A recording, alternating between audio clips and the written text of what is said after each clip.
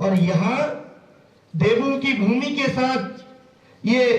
वीरों की भी भूमि है, ये ऐसे माताओं की भूमि है, ऐसे पुत्रों की भूमि है जिन्होंने सरहद में जाके कभी क्षेत्रवाद, कभी जातिवाद, कभी धर्मवाद का बात नहीं किया। वो कश्मीर से लेके कन्याकुमारी तक, वो पूरब से लेके पश्चिम तक, वो मिट्टी कंकड़ पत्थर में बैठकर हिमालय की हिमखंडों तक अखंड भारत के निर्माण के लिए सर्वोच्च बलिदान कर देते हैं ताकि हम सुरक्षित रहें, हम चंपावत में अच्छे से पढ़ सके। इसलिए इस क्षेत्र का एक बच्चा बलिदान हो जाता है। मैं अपने भैया बहनों से कहना चाहता हूं, जहां आज हिंदुस्तान आईटी के क्षेत्र में, जहां हिंदुस्तान आज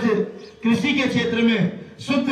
अंग्रेजी बोलने के क्षेत्र में, संस्कृति और सभ्यता के क्षेत्र में विश्व में अग्रिम पंक्ति में है, वहीं पर चाइना, पाकिस्तान,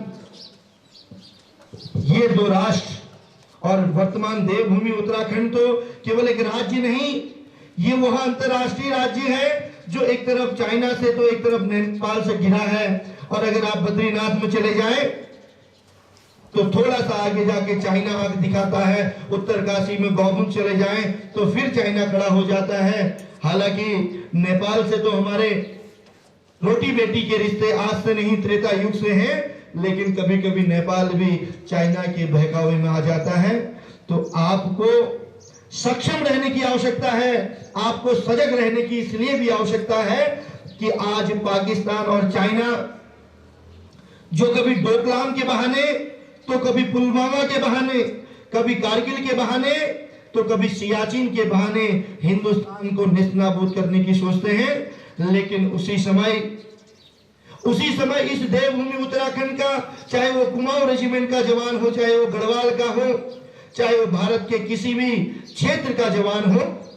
वो अखंड भारत के निर्माण के लिए स्वयं को बलिदान कर देता है, लेकिन हिंदुस्तान को आंच नहीं आने देता।